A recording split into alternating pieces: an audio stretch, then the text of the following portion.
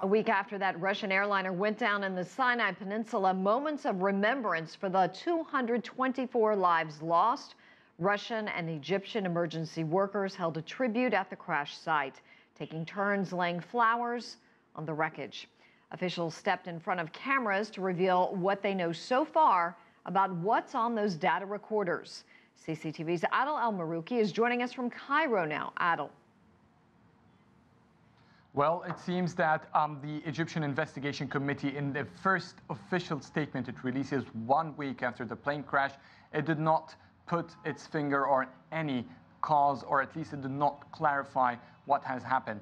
Few information we have been receiving throughout the past few days have been confirmed, though. Among them is an on-flight wreckage or an in-flight breakup of the plane itself. The investigators said that they found the wreckage in an area of about 13 kilometers long, which indicates a mid-air breakup. He did not indicate what was the reason for that. But also, at the same time, they say it will take a lot of time, and so far, 1 week after the crash, they're still in the information gathering phase. They haven't completed the information gathering phase, and therefore they have to complete it first and then move to the next step, which will be analysis. But one of the things that have been reported, he has indicated, but in a another term in description.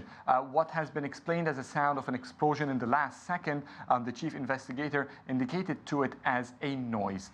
And he had some description to talk about it in this clip. A noise was heard in the last second of the CVR recording. A spectral analysis will be carried out by specialized labs in order to identify the nature of this noise. The initial observation of the aircraft wreckage does not yet allow for identifying the origin of the in-flight breakup.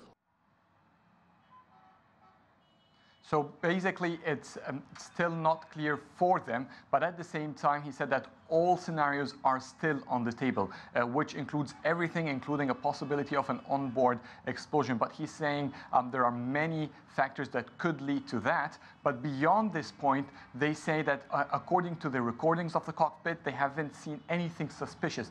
Everything seemed to be moving in a regular pattern. The plane was ascending. It was on autopilot. It was moving as planned. Nothing inside the cockpit and conversation between the pilot and the co-pilot seems suspicious, which indicates that this noise, whatever it is in his term, was a trigger and is a key factor to understand what happened exactly.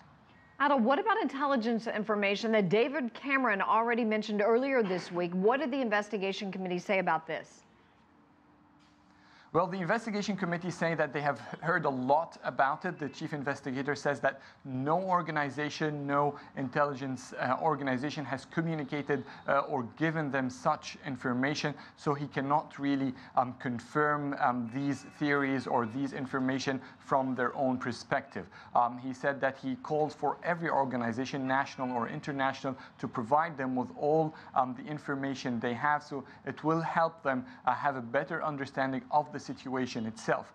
Meanwhile, they will be continuing in the regular investigations unless the information gives them or directs them in a different direction. The wreckage of the plane will be moved from the crash site because of the weather conditions in North Sinai. Now it will make it challenging for them to go on a daily basis and complete an open air inspection. So the wreckage will be moved to Cairo to inspect each part independently and proceed with further analysis. Adel Mahrouky, thank you so much for the update, joining us live in Cairo. Throngs of tourists are turning up at the Sharm el-Sheikh airport trying to secure flights home. Tens of thousands, mainly Europeans, are stranded at the Red Sea resorts. Countries have been canceling flights and announcing new precautions, some having to part with their baggage. They said that we shouldn't take any baggage with us on board, so we have to give it somewhere, I don't know where, put our addresses, and then they will somehow transport it into Russia to our homes. Yeah. So, but how, who will do it, I don't know. So I can't say goodbye to my baggage. Britain says it hopes to return all stranded British tourists from Sharm el-Sheikh within 10 days.